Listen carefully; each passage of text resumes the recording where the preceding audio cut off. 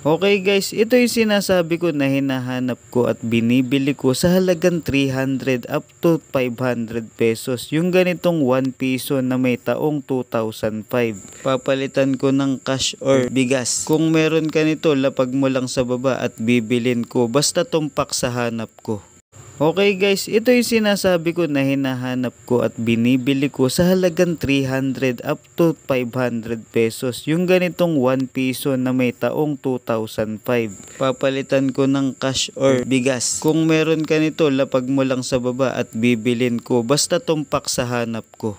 Okay guys, ito yung sinasabi ko na hinahanap ko at binibili ko sa halagang 300 up to 500 pesos. Yung ganitong 1 piso na may taong 2005. Papalitan ko ng cash or bigas. Kung meron ka nito, lapag mo lang sa baba at bibilin ko basta tumpak sa hanap ko.